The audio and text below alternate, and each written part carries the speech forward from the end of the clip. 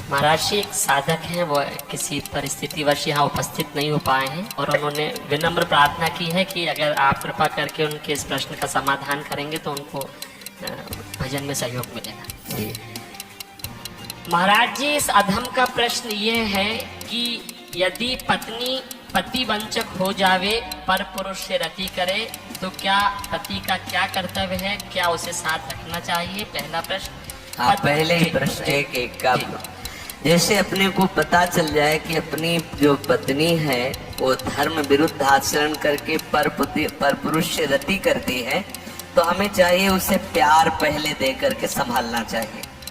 क्योंकि आजकल ये गलतियां साधारण स्वरूप धारण कर रही हैं। नए नए बच्चों को ना तो हम ब्रह्मचर्य के बारे में शिक्षा दे पा रहे, ना हम उनको इस धर्म के बारे में शिक्षा दे पा रहे।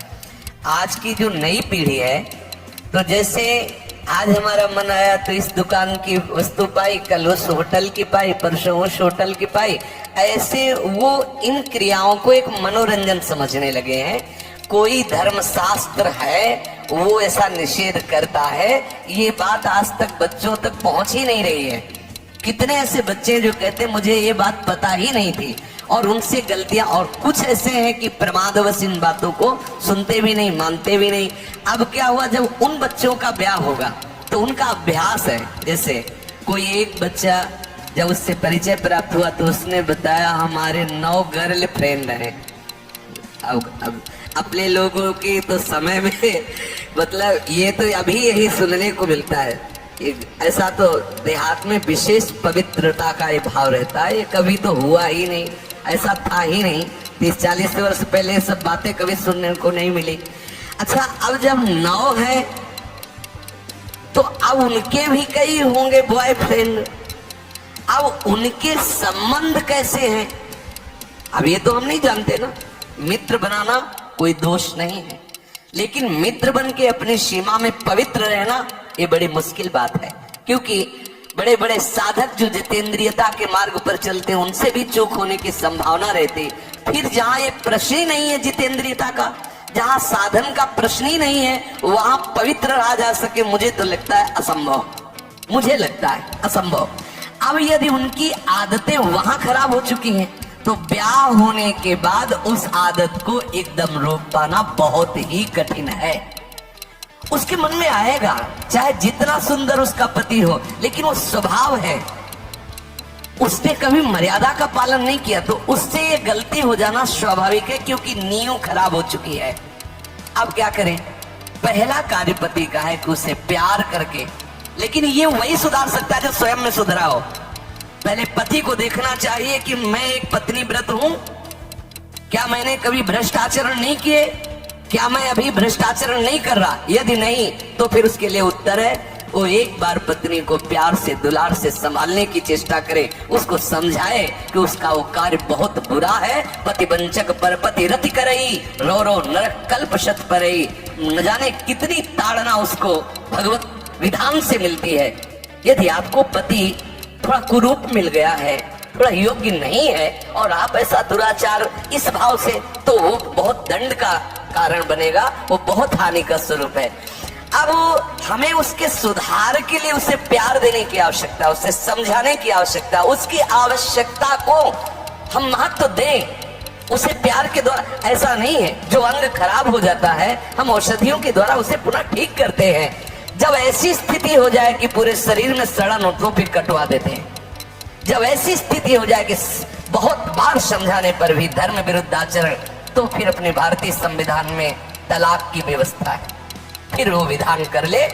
मारने पीटने की जरूरत नहीं है, उसको साबित करके कि आपको बहुत बार समझाया लेकिन आप धर्म विरुद्ध आचरण करते हैं और मैं धर्म के मार्ग में चलना चाहता हूँ, इसलिए हम आपको प्रणाम करते, नमस्कार करते, आप अपना मार्ग चयन कर लीजिए।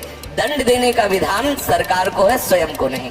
पहले प्यार के द्वारा समझाए, ना समझ में आए तो संबंध खत्म कर दे, लेकिन उसे किसी भी तरह से ऐसे प्रताड़ित ना करे जो हमारे राज्य विधान के विपरीत पड़े, जो हमारे राज्य संविधान के विपरीत पड़े। पहले प्रश्न का उत्तर। महाराज जी, पत्नी के लिए प्रायश्चित क्या है? क्या भजन से उस स्त्री का कल्याण? भजन से किसी का भी कल्याण किया जा सकता है। अगर वो व्यभिचारिणी पत्नी है और हमारे प्यार से वो सुधरना चाहती है तो भगवान नाम का आश्रय लेकर के उसे मार्ग में बढ़ाना चाहिए। वो निश्चित भगवत प्राप्त हो जाएगी, उसका निश्चित सुधार हो जाए। जब वैश्याएं भगवत प्राप्त हो गई तो वो क्यों नहीं हो सकती? गलती किसी से भी हो सकती, पहले गलती देखने वाले को देखना चाहिए कि मेरे अंदर गलती है कि नहीं। यदि नहीं है तब ये प्रश्न आता है संभालने का, यदि है तो पहले आप अपने में ब्रेक लगाइए। आप चलो भ्रष्ट आचरण से और उसको बनाना चाहो पतिव्रता तो असंभव। यदि आप सत्य मार्ग से चलोगे तो आप में वो दम है, वो प्यार है, उसे समझाया जा सकता है। कितने ऐसे सद्भावना वाले हुए हैं कि संस्कार बस वैश्यालय में फंसी हुई लड़कियों को उन्होंने पत्नी स्वीकार किया और एक सदगृहस्थ की तरह जीवन उनको यापन करने का अवसर दिया। फिर वो तो पत्नी है, यदि वो स्वभाव से गलती कर जाती है तो ऐसा नहीं कि आप उसको दंड दें। प्यार के द्वारा आदत है बिगड़ गई, उसे संभाला जा सकता है, आदत से सुधार किया जा सकता है। यदि नहीं सुधरती तब त्याग का प्रश्न उठता है, फिर उसे त्याग दे देना चाहिए, दंड देने का अधिकार नहीं। कोई है कि किसी तरह भी ऐसी पत्नी को मार देना चाहिए, नहीं, ऐसा अधिकार नहीं।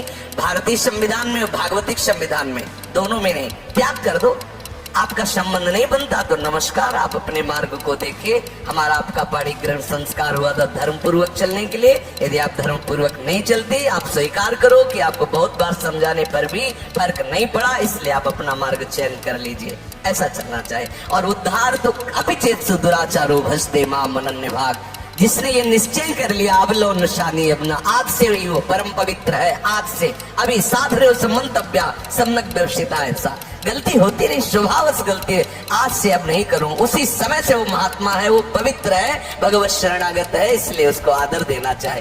कल ये पापी था, ऐसी बात ध्यान करके हम उसका कभी अनादर न करें। कल भूल से उससे गलती हो गई, आज उसने निश्चय कर लिया अब नहीं करूंगा, उसे भरपूर प्यार। मुझे तो लगता है प्यार से पशु को अधीन किया जा सकता है तो स्त्री को क्यों नहीं अधीन किया जा सकता?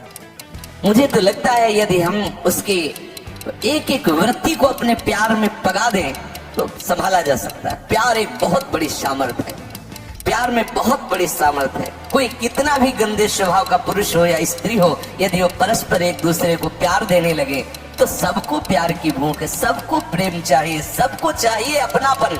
हो सकता है आपके द्वारा वो अपनापन उसे ना मिलता हो जो उसे चाहिए, अगर वो पूर्ण होने लगे तो हो सकता है उसका स्वभाव सुधर जाए। हमें हर तरह से पहले प्रयास करना चाहिए कि हमारी पत्नी हमारे भाव के अधीन हो जाए, हमारे सतमार्ग में चलने वाली बन जाए। जब ऐसा ना हो तो अंतिम बात है त्याग दे, उसे दंड विधान के द्वारा स्वयं दंड न दे।